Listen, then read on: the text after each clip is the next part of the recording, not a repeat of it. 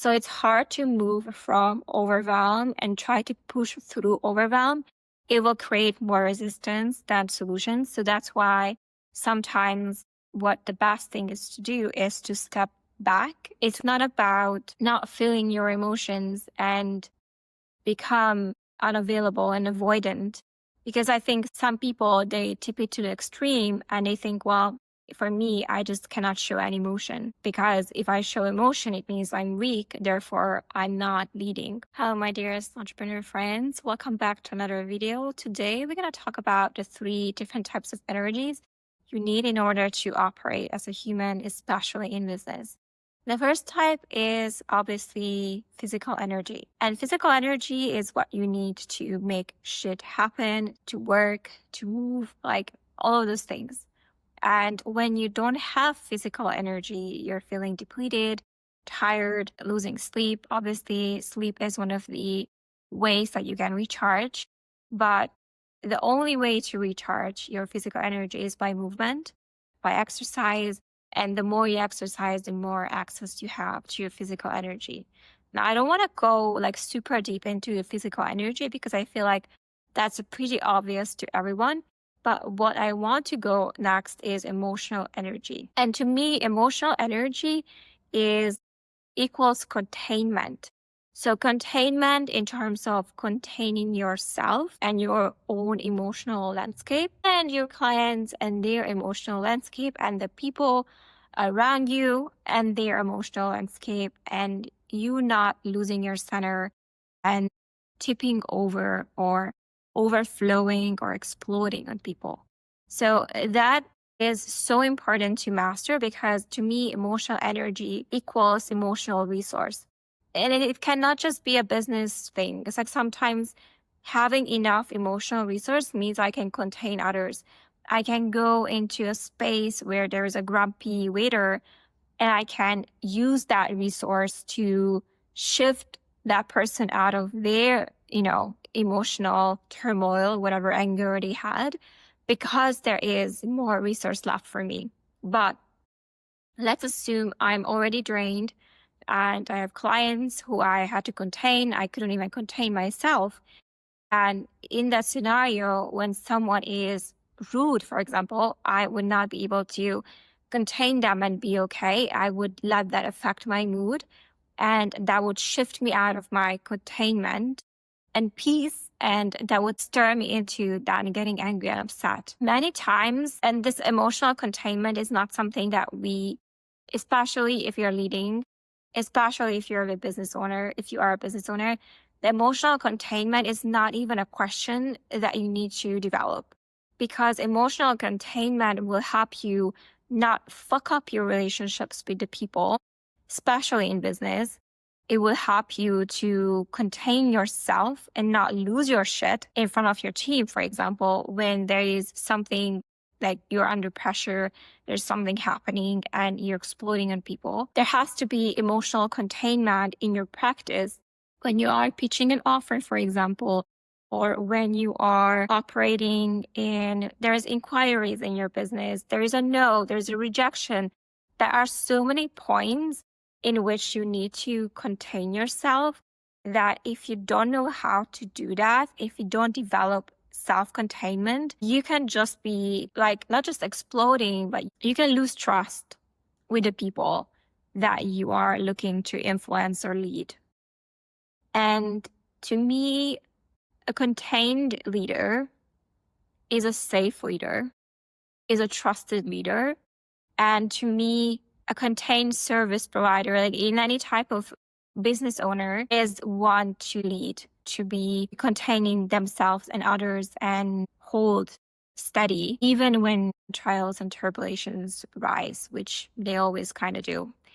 And it's not about becoming this disassociated person. It's not about not feeling your emotions and become unavailable and avoidant. Because I think some people, they tip it to the extreme and they think, well, for me, I just cannot show any emotion because if I show emotion, it means I'm weak. Therefore, I'm not leading. It's not about that. It's about, first of all, controlling your emotions, like being in control of your own emotions and understanding them, like knowing what's happening inside of you, understanding them, and almost like choosing when to process them, and when not to let that spill into your professional life. This is like EQ 101, but it's the ability to, like, if you have something going on for you personally, it's the ability to put that aside and go back to it when you have time to deal with it. And I'm not saying that you shouldn't deal with it. I'm saying that you should put that aside and contain it until you have time to deal with it. So many times, this might sound a little bit like disassociative, but many times what I experience is even there is some upset happening, I can put that aside and deal with it when I have the time to do so. And when I have the time to do so, then I sit with it, I work through it, and I am able to then contain it better and even just move through it sometimes, because sometimes it just can be, you just feel it and you're good to go. It doesn't have to be ruining relationships, especially not in business. Like, just you can learn, name it, sit with it, process it, and move on. And I think it's not about becoming a psychopathic leader either and not having emotion and being super cold. It's about being selective, how much you let them to the surface, in which scenarios you do them, and with who you do them, and when you do them. So it's a bit more developing that discernment on when do I let those bubbles to surface. And I see many leaders lead with emotion. And I'm not saying it's a bad thing, because especially like some of us, especially on social media, I see a lot of, I don't like it, but I see a lot of them leading with this deficiency promotion when you put the thumbnail of you crying or you film yourself crying. And to me, it sounds theatrical. So to me, that's not a genuine expression of emotion, especially if you grab your phone and take a picture of it and put it on social media. Like, from that point on, it becomes theatrical, and at that point, it becomes manipulative to me. So to me, it's about knowing how to express them, when to express them, when to contain them, how to contain them, to be a steady person and to be self-reliant and to be able to hold and contain other people better. And I think this practice has been something that, especially for women, it's much harder to master. But I think for men, it's much easier because they are generally, some of them are good at containing, but some of them, they are just like disassociated as fuck and they don't even feel it. That's a different story. But it's easier for men to contain them and be level-headed than for women. For women, it's a bit of a challenge because there's hormones. They are accessible to us more freely. We are raised to feel them and deal with them. But again, like I said, if you are spilling over and not being able to contain yourself, it's going to undermine your trust with the people that you're showing up, with your peers as well, and with the type of teams that you are leading. So being able to contain emotions is superly, massively fucking important. So ways to cultivate containment is, first of all, recognizing, practicing mindfulness, understanding your emotions, what they are, ability to name them, even feel them to the edge of it. So if you ever done that, if you are feeling your emotions when you give them the space to feel them, you also notice that you can reach the end of it. And from that point on, it tips over to something else. That's an interesting practice to me. I challenge you to give it a go. It's actually fun to feel them all the way until you get bored of them, until you're like, okay, I'm done. That's something that is super healthy as well, into practice. And I think just becoming mindful and maybe meditating, maybe practicing just being still and giving yourself a space and time to work through them process instead of, unleashing it on the first person that comes through the door. The other and third type of energy that we all need to cultivate is mental energy. And mental energy to me is bandwidth, is the ability to hold different projects at the same time, is ability to focus on different things I'm working on at the same time, is ability to show up for my clients and hold multiple projects and multiple clients at the same time.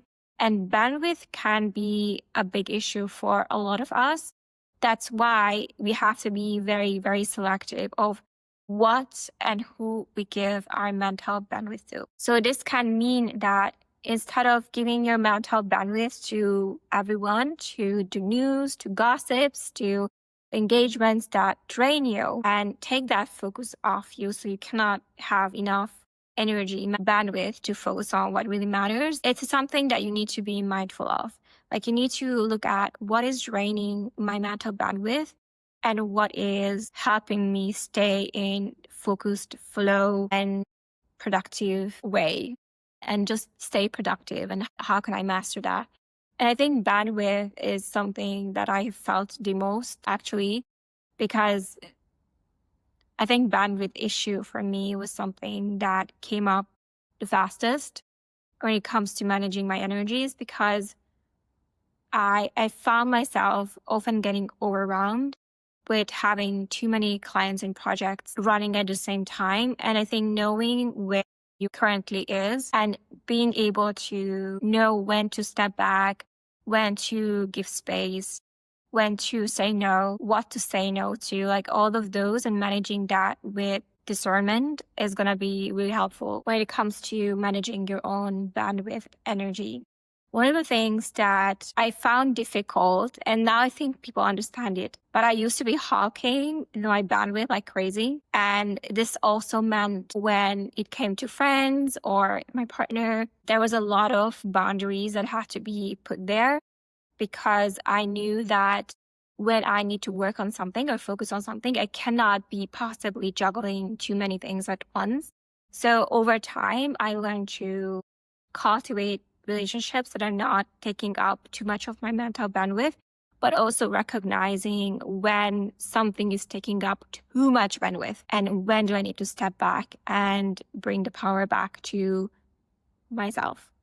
And I think that's something that every business owner, especially if you are in a high performance realms, but any business owner has to kind of work with this discernment of, do I give my energy, mental bandwidth to drama, to low level conflicts, to people that are not necessarily wanting to find a solution? Like, how much am I giving mental bandwidth to those things versus the things that are actually moving the needle? They matter. They're important. Like, where am I cutting on that bandwidth and giving it to the people who and the projects who need my attention the most, who have the biggest impact, the biggest movement, and the biggest even financial gain in the moment. So I think just knowing how to juggle that is so, so important, and when to step back and cut back on giving too much of your bandwidth away. And I think especially that's something I noticed knowing and having a lot of high performer friends. When we operate on limited bandwidth, there has to be this understanding, especially in our relationships, where we recognize that this is not a time for us to be indulging in friendly activities sometimes, but it's time for us to focus, and understanding that and signaling that to the people around you, whether it's your family, your partner, your friendships, like that. To me, that communicating that boundary, that there is a heavy output period that we're going through right now, I think that actually helped tremendously to save those friendships, to save those relationships. What I have noticed is that the people who get it, they get it. You don't have to explain to them, especially if they are operating on limiting and being selective on the bandwidth as well.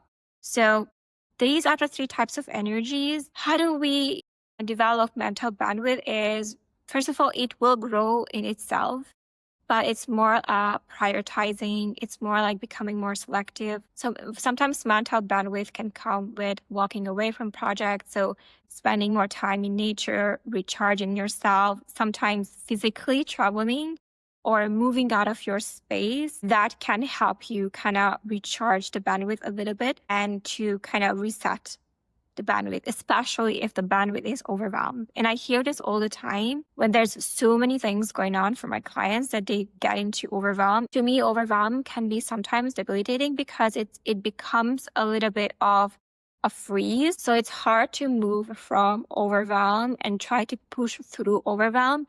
It will create more resistance than solutions. So that's why sometimes what the best thing is to do is to step back, to zoom out, to remove yourself, to reset, and find ways to calm your nervous system and reset yourself so that you can refocus on what really matters for you. And like I said, the people who get it, they get it. They're not going to leave you or, going to break those relationships with the people who get it. And who don't get it, that's fine. It's a different vibe. It's to be in a different frequency. And I think it's definitely something that when you are wanting to create something meaningful, that you need to watch and hawk and protect like crazy. These are the 3 energies. Let me know which one of them you are really good at right now. Let me know which one of them you need to work on, kind of honing a little bit more. I'm curious to hear all of that in the comments below. Thank you so much for watching and listening, and I'll see you guys very soon.